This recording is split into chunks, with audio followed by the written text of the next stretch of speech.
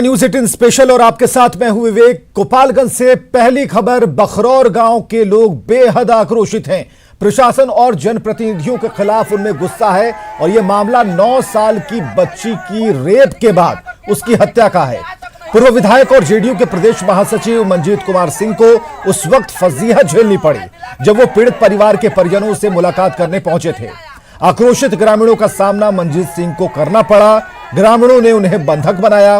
ग्रामीणों की मांग है कि इस मामले में स्पीडी ट्रायल हो और जल्द से जल्द दोषियों को फांसी की सजा दिलाई जा सके।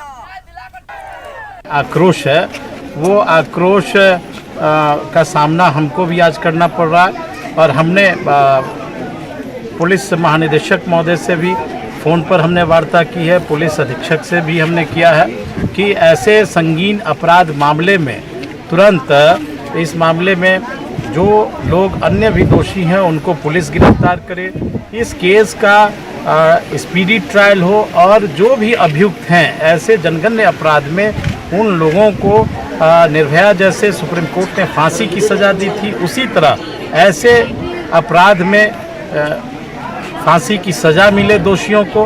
रेप हुआ, रेप के बाद हत्या करके बोरा में कस कर रखा गया जय किशोर शाह के द्वारा।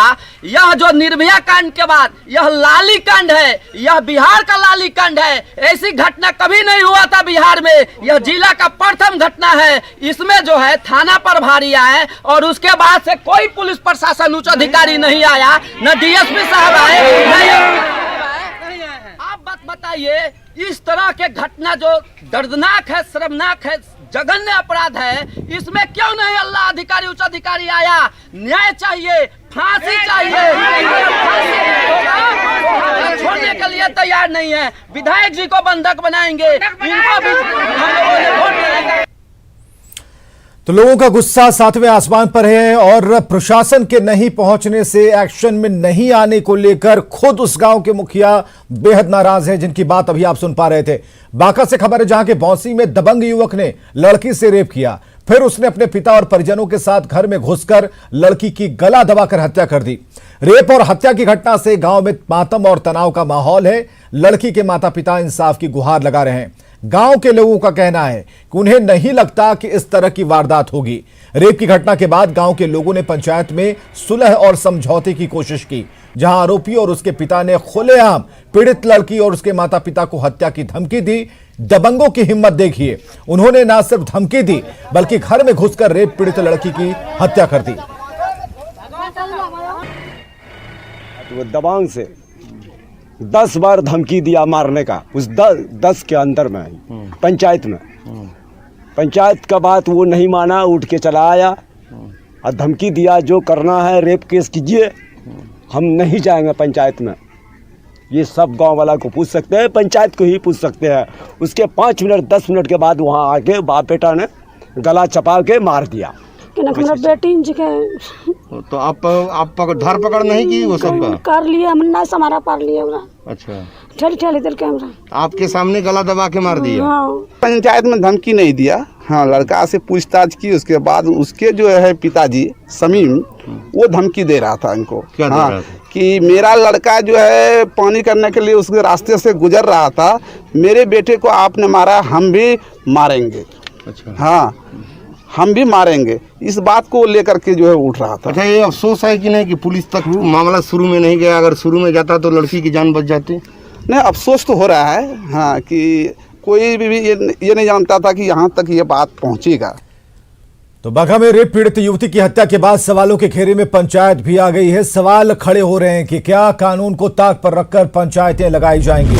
सवाल ये है कि कानून को ताक पर रखकर क्या पंचायतें लगाई जाएंगी? रेप के आरोपी के साथ समझौता क्यों और इसका प्रयास आखिर क्यों? सवाल यह है कि कानून से ऊपर पंचायत नहीं है और पंचायत को ऐसा कोई अधिकार नहीं है। क्यों बौंसी पंचायत के मुखिया ने पुलिस को खबर नहीं दी?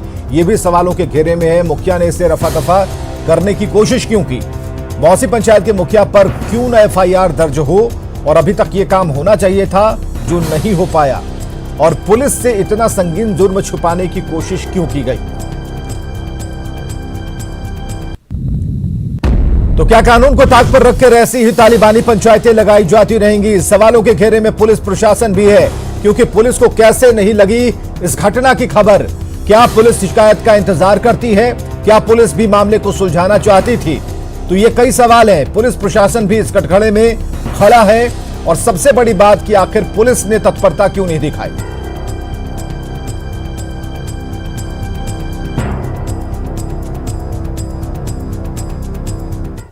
चलिए खबरों में बढ़ते हैं आगे। न्यूज 18 राष्ट्रीय स्वास्थ्य मिशन में फर्जीवाड़े के मामलों का लगातार खुलासा कर रहा है।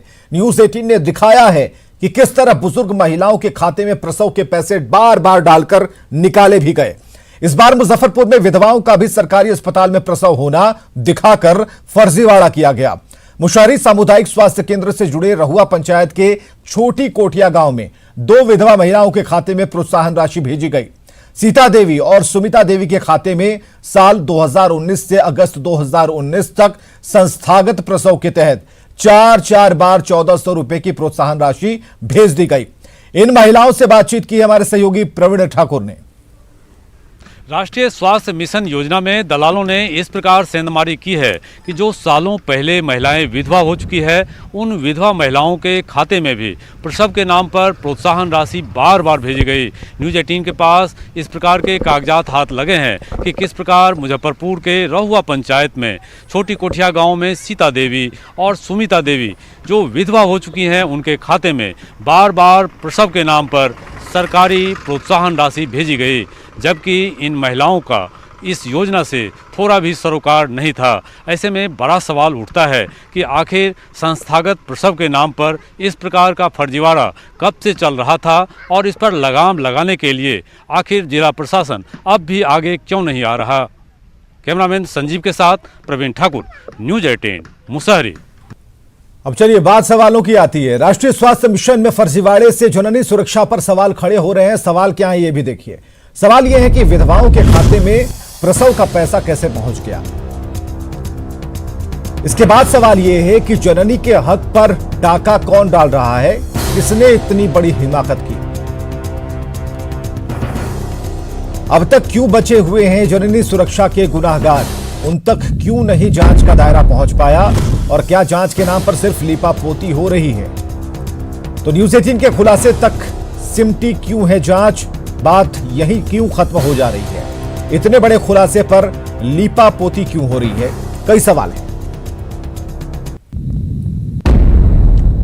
तो राष्ट्रीय स्वास्थ्य मिशन में योजना में फर्जीवाड़े में के न्यूज 18 के खुलासे के बाद मुजफ्फरपुर में वाम दलों ने संयुक्त रूप से जांच की मांग की है।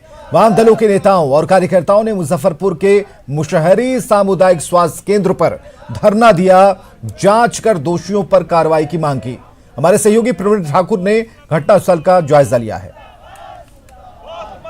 राष्ट्रीय स्वास्थ्य मिशन योजना में न्यूज 18 ने जिस प्रकार फर्जीवाड़े का खुलासा किया है, उसके बाद अब राजनीतिक तौर पर इस मामले में कार्रवाई की मांग शुरू हो गई है। और ये आप देख रहे हैं धरना प्रदर्शन का काम हो रहा है मुशहरी के सामुदायिक स्वास्थ्य केंद्र के समक्ष।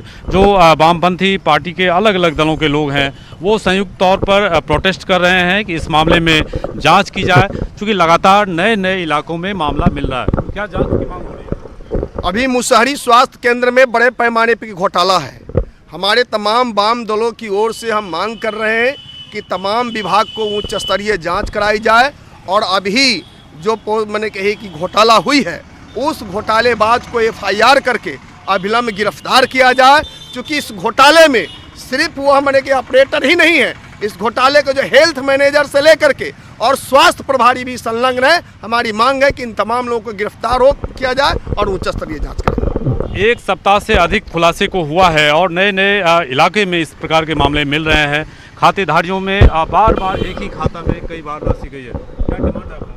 हम लोगों का डिमांड है कि अभी मुशहरी PHC के अंदर जो घोटाला उजागर हुआ है, इस घोटाला का उच्च स्तरीय जांच किया जाए और एक लिपिक पर, महज एक लिपिक पर जो है FIR हुआ है, उसमें सिर्फ लिपिक का इतना हस्ती नहीं है कि इतना बड़ा राशि को निकाल लेगा। इसमें तमाम पदाधिकारी, तमाम कर्मचारी इसमें संलिप्त हैं। उसको जांच करा करके सबको बर्खास्त किया जाए। अभी जहाँ हम लोगों को जो जानकारी मिली, एक सप्ताह से मामला चल रहा है। इस पूरे बड़े घोटाले को लीपापोती करने की एक साजिश चल रही है। हम लोगों का आज धरना के माध्यम से हम लोग मांग कर रहे हैं कि जो अविलंब यथाशीघ्र जो भी घोटालेबाज हैं उनके एकदम निष्पक्ष जांच हो और जांच करने के बाद उन पर FIR हो, उनकी गिरफ्तारी हो, फिर जो घोटाला है, भ्रष्टाचार है, उस पर रोक लगनी चाहिए। तो ये प्रोटेस्ट की शुरुआत आज हुई है, लेकिन यदि इस मामले में जिला प्रशासन जांच की ओर तेजी नहीं दिखाती है तो ये प्रोटेस्ट आगे बढ़ने वाला है और ये जिला से लेकर राज्य स्तर पर इस प्रकार के प्रोटेस्ट हो सकते हैं। चूँकि मुसहरी PSC में ज़रूर ये फर्जीवाड़ा सामने आया है, लेकिन आशंका जताई जा रही है इस फर्जीवाड़े के नेटवर्क का तार कई इलाकों दूसरे जिले से हो सकता है। ऐसे में एक बड़े जाँच की आवश्यकता महसूस की जा रही है। कैमरामैन संजीव के साथ प्रवीण ठाकुर, न्यूज़ 18 मुशहरी, मुजफ्फरपुर। और बेगूसराय के बछवाड़ा थाने में तैनात दारोगा अरुण कुमार सिन्हा पर खुलेआम रिश्वत मांगने का आरोप लगा है। बछवाड़ा के एक युवक ने रिश्वत मांगने का ऑडियो जारी किया है। सतीश का कहना है कि रिश्वत की रकम नहीं देने पर दारोगा ने उसे झूठे मुकदमे में फंसाने की धमकी दी है। वहीं आरोपों पर दारोगा का कहना है कि रिश्वत की मांग नहीं की गई थी, उसे थाने तक बुलाने के लिए प्लान तैयार किया गया था। सतीश को जुगाड़ बैठैया हो क्या मैंने तोरा बच्चे के कुछ जुगाड़ बैठा है? जी सर बैठाइए। खर्चा करवाए? कर देंगे खर्चा, कोई दिक्कत। ये बोले के आओ, हम अभी हटवा देंगे। कितना लेगा? एगो सीधे एक नहीं समझे, बच्चा है कि समझे इतना के? अरे 1 लाख रुपये खर्चा करी ना बुढ़ बच्चे। मुझे बछवाड़ा थाना के थाना अध्यक्ष और छोटा बाबू अरुण कुमार सिन्हा के द्वारा बार बार 1 लाख रुपया का मांग किया जाता है। नहीं देने पर शराब के धंधे में फंसाने की बात करते हैं, जिसका ऑडियो मेरे पास है। तो ये वो दारोगा ने किस तरह से रिश्वत मांगी, हालांकि इससे झेप गए। बाद में जब न्यूज़ 18 से बातचीत हुई तो उन्होंने कहा कि उसे फंसाकर बुलाने की एक उन्होंने योजना रची थी, रणनीति थी जिसके तरह उसे फंसाया जाए। लेकिन 1 से 1.5 लाख रुपए मांगने का क्या मतलब है? 1000, 1200 या 5000 भी मांगे जा सकते थे, लेकिन दारोगा ने मांगी रिश्वत। और अब जब ये ऑडियो वायरल हो गया है, इसके बाद दारोगा जी अपने पैर पीछे खींच रहे हैं। इधर बक्सर कलेक्ट्रेट के सीनियर अकाउंटेंट धर्मेंद्र कुमार को निगरानी की टीम ने 50,000 रुपए घूस लेते रंगे हाथ पकड़ा है। नियाजीपुर पंचायत के रोजगार सेवक मनोरंजन सिंह, सिद्धेश्वर शर्मा और मिथिलेश कुमार से उन्होंने 10 लाख रुपए रिश्वत मांगी थी। तीनों ने इसकी शिकायत निगरानी से की थी और इसी दौरान घूस की पहले किश्त देते हुए सीनियर अकाउंटेंट को पकड़ लिया गया। सत्यापन कराया गया, सत्यापन से लगाया गया आरोप सही पाया गया। आज 50,000 रुपया रिश्वत लेते धर्मेंद्र कुमार, वरीय लेखा पदाधिकारी, DRDA कार्यालय बक्सर पकड़े गए। कि नहीं जांच के नाम पे किसी के ट्रांसफ़र के नाम पे ये यहाँ का रवैया बन गया है, जिसके खिलाफ हमने जंग छेड़ा और अपना पटना वरीय पदाधिकारी को ये किया, जिसके खिलाफ ये निगरानी टीम ने छापा मारा, जिसका ये परिणाम आया है सर। इधर खगड़िया में बाढ़ प्रभावित लोगों की संख्या 1.5 लाख से अधिक हो चुकी है। अभी भी गंगा, बूढ़ी गंडक, बागमती, कोसी नदी सभी खतरे के निशान से ऊपर बह रही हैं। हियादतपुर के बाढ़ पीड़ितों के लिए अमनी हाई स्कूल में राहत शिविर खोला गया है। कैंप में रह रही महिलाएं गीत गाकर कोसी मैया को मना रही हैं।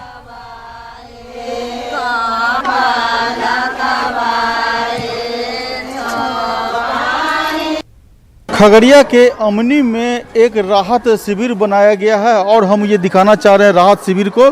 ये जो राहत शिविर है ये मानसी के उच्च विद्यालय में बनाया गया है, जो हियादतपुर गांव है वहाँ से जो बाढ़ पीड़ित है उनको यहाँ पे रखा गया है। लगभग 200 की संख्या में जो बाढ़ पीड़ित हैं वो इस कैंप में पिछले 1.5 महीने से रह रहे हैं। कैंप में जो महिलाएं रह रही हैं वो आप साफ तौर पे देख सकते हैं, जो कोसी मैया के गीत गा करके माँ को मनाने की कोशिश कर रहे हैं और ये कर रहे हैं कि कोशिश कर रहे हैं कि माँ अपने घर जाए, जिससे कि हम लोग भी अपने घर में जाएं।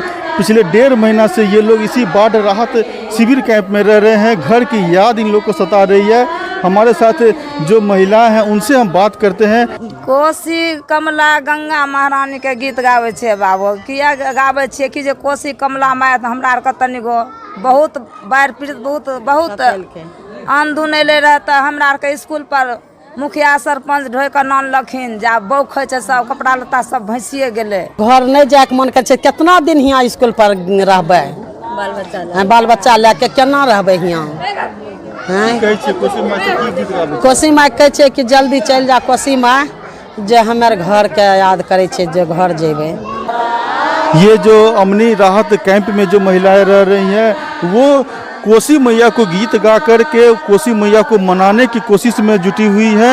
उनका साफ तौर पे कहना है कि कोसी मैया जैसे ही वापस जाएगी उनके घर से भी पानी चला जाएगा और ये लोग कैंप से अपने घर वापस जा सकते हैं।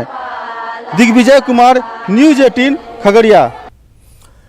और गंगा की सहायक बाया नदी के जलस्तर में उफान से बेगूसराय के किसानों की कमर टूट गई है। बछवाड़ा प्रखंड के बिशनपुर दियारा इलाके में सैकड़ों एकड़ में किसानों ने मिर्ची की फसल लगाई थी, लेकिन पूरी फसल बाया नदी में विलीन हो गई। आलम यह है कि किसान कर्ज के तले दब गए हैं और जिला प्रशासन से मदद की गुहार लगाई जा रही है। सरकार से किसानों की मांग है कि आकलन कराकर मुआवजा दिया जाए। से जो यहाँ के लोगों का जीवोपार्जन था इस सीजन में वो था मिर्चाई, जो बुरी तरह प्रभावित हो चुका है। लोग मिर्चाई की खेती से काफ़ी उत्सुक थे, काफ़ी उम्मीद था, लेकिन वो सारे फसल यहाँ नष्ट हो रहे हैं, जिससे काफ़ी कठिनाई हो रही है। लोग काफ़ी मायूस हो गए हैं। लगभग 100 एकड़ मिर्चा हमारे यहाँ था और वो सबे प्रभावित हो गए। कुल मिला के कहा जा सकता है आर्थिक रूप से किसानों को बहुत परेशानी है। जी बिल्कुल, आर्थिक रूप से यहाँ के किसान काफ़ी तंगी झेल रहे हैं। और पटना में गंगा नदी खतरे के निशान से ऊपर बह रही है। आए दिन गंगा नदी में नाव दुर्घटनाएं हो रही हैं, लेकिन उसके बाद भी नियमों को ताक पर रखकर नाव का परिचालन कुछ इस तरीके से हो रहा है। लहरों के बीच डगमगाती नाव इस पार से उस पार रोजाना चलती है, धड़ल्ले से चलती है। जनार्दन घाट से नाव का परिचालन, ये तस्वीरें आप देख पा रहे हैं, हमारे सहयोगी रजनीश कुमार ने जायजा लिया है, सुनिए। गंगा में नाव परिचालन पर रोक लगाए जाने के बावजूद लोग धड़ल्ले से मौत का सफर कर रहे हैं। और इस वक्त दीघा के जनार्दन घाट का आप देखिए नज़ारा कि किस तरह से लोग मौत का सफर कर रहे हैं। यानी एक नाव पर 50 से 60 लोग सवार होकर गंगा की बीच धार में देख रहे हैं कि सफ़र कर रहे हैं। दियारा वासी हैं, सब्जी विक्रेता हैं, तमाम लोग सुबह से शाम तक इसी तरह से इस पार से उस पार करते हैं। ऐसे में कभी भी अगर हादसा होती है तो निश्चित रूप से जो जिला प्रशासन है उसकी भी जवाबदेही बनती है। और देखिए साफ तौर पर आपकी जो नाव है अनबैलेंस होता हुआ नज़र आ रहा है, क्योंकि पानी की जो धार है काफ़ी तीव्र है। और अगर बता दें आपको तो राजधानी के तमाम जो गंगा घाट हैं वहाँ पर गंगा में पेट्रोलिंग की ज़रूरत है, लेकिन फ़िलहाल यहाँ पर कोई पेट्रोलिंग नहीं हो रही है, जिसकी वजह से जो नाव है उसका परिचालन लगातार जारी है और कभी भी हादसा हो जाए इससे इनकार नहीं किया जा सकता। कैमरामैन मनीष जुनेजा के साथ रजनीश कुमार, न्यूज़ 18 पटना। और झारखंड के चतरा की खबर लें तो लगातार वहां मूसलाधार बारिश हो रही है। हंटरगंज प्रखंड से होकर गुजरने वाली लीलाजन नदी उफान पर है। कल नदी में आई अचानक बाढ़ में घर से मवेशी चराने निकले 8 चरवाहे अपनी 2 दर्जन ज्यादा मवेशियों के साथ तेज धार में फंस गए। निकालने के लिए उन्हें बाहर हंटरगंज प्रखंड प्रशासन ने स्थानीय गोताखोरों की टीम को बुलाया।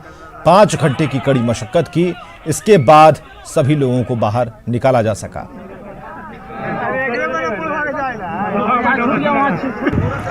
तो 2 तस्वीरें एक साथ, सफल रेस्क्यू ऑपरेशन और नदी में जब चरवाहे फंसे थे, बहते जा रहे थे, तब की तस्वीरें हम आपको दिखा रहे हैं। तेज धार में मवेशी और चरवाहे बह रहे थे, अचानक बाढ़ आई थी। हालांकि सफल रेस्क्यू ऑपरेशन रहा। गोताखोरों, जो स्थानीय गोताखोर थे, उनकी मदद ली गई और सभी को बचाया गया।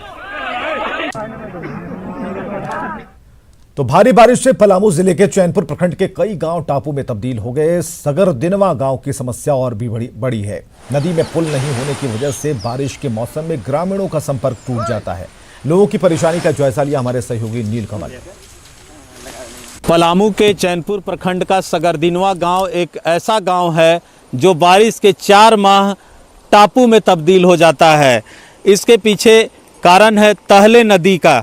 आप देख सकते हैं ये वही नदी है, तहले नदी है, जो पूरी तरह से बरसात के दिनों में उफान पे रहती है। आप देख सकते हैं कि उस पार का जो सगरदिनवा गांव है पूरी तरह से टापू में तब्दील हो गया है। बार बार यहाँ पे एक ही मांग की जाती है कि इस तहले नदी पे पुलिया का निर्माण हो, ताकि यहाँ के जो एक बड़ी आबादी है, जो 4 महीना बरसात के दिनों में पूरी तरह से संपर्क टूट जाता है। बहुत परेशानी है यहाँ। हाँ, बीमारी से बहुत झेलता है आदमी, पहाड़ में चढ़ना पड़ता है, कहीं निकलने के कोई रास्ता भी नहीं है। इन नदी में बाढ़ आने पर बहुत अथी प्रॉब्लम है, आने जाने में दिक्कत होता है, बर बीमारी हो जाता है, सब आदमी उधरे टेकल रहता है। अभी तो कोई नहीं आए हैं, अब आप लोग के ऊपर है, आप ऊपर खबर भेजिए, विधायक आएंगे, मंत्री आएंगे, जो भी आएंगे देख सकते हैं यहाँ पे, अभी तक कोई भी नहीं आए हैं। अब देखने वाली बात होगी कि सगरदिनवा गांव के ग्रामीणों की समस्या कब तक दूर होती है और इस तहले नदी पे कब तक पुल का निर्माण होता है। नीलकमल, न्यूज़ 18 पलामू। और खबरें लगातार जारी हैं।